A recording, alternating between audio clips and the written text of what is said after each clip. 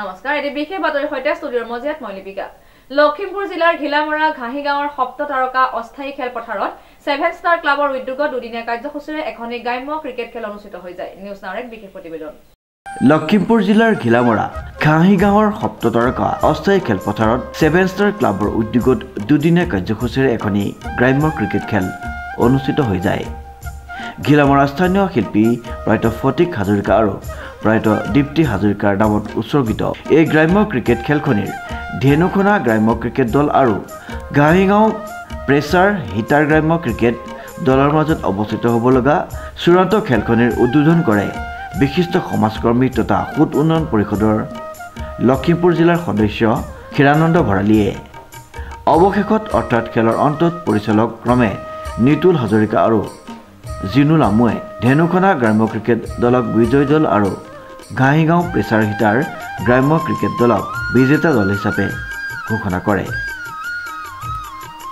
এইটো 7 ষ্টাৰ ক্লাবৰ উদ্যোগত খেলোৱা হৈছে আৰু এইটো প্ৰথম বৰ্ষত হৈছে এইটো 7 ষ্টাৰ ক্লাবৰ উদ্যোগত আগতে বিগত বৰ্ষত আমি বহুত খেল খেলাই আহিছো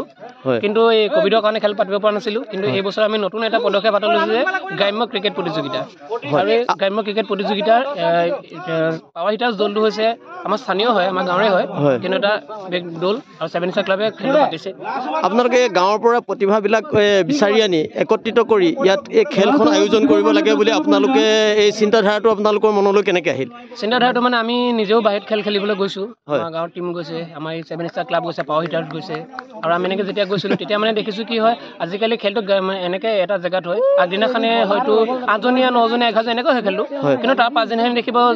গোটেই বাহিৰৰ পৰা খেলি লৈ আনে তেতিয়া কি হয় খেলটো বেলেঞ্চ নহয় কোনো বহুত ভাল খেলি লৈ আনে ভাল খেলুৱৈ খেলটো একপক্ষীয়ভাৱে জিকি গৈছে দৰ্শক বিন্দুৱে মানে খেলটো উপভোগ কৰিবলৈ সময় নাপায় খেলটো বেলেঞ্চ হ'ব লাগে সমান হ'ব লাগে আমি সেইটো কথা পাতি গোটেই টীমবিলাকৰ ওচৰ পাজৰৰ গাঁওবিলাকৰ আলোচনা কৰিলে তেওঁলোকে সহায় কৰিলে যে খেলটো গ্ৰাম্য ভিত্তিক হওক কিন্তু আমি 21জন খেলুৱৈ বাহিৰত দিলোঁ হয়তো অন্য গাঁৱৰ হ'ব পাৰে বা বাহিৰৰ হ'ব পাৰে তেনেকৈ খেলটো হৈছে আৰু খেলটো ভালো লাগিছে চাই মুঠতে কিমানটা টীমে ইয়াতে অংশগ্ৰহণ কৰিলেহি ইয়াত মুঠতে এতিয়া আপোনাৰ নিজৰ দুটা টীম আছিলে 28টা টীমে অংশগ্ৰহণ কৰিছে আৰু 28টা টীমে ভাল প্ৰদৰ্শনো কৰিছে আজি 28টা টীমৰ ভিতৰত ধেনুখনা আৰু এই পাৱাৰ হিটাৰ্ছ দল দুটা ফাইনেল খেলিছে আৰু হয় ধন্যবাদ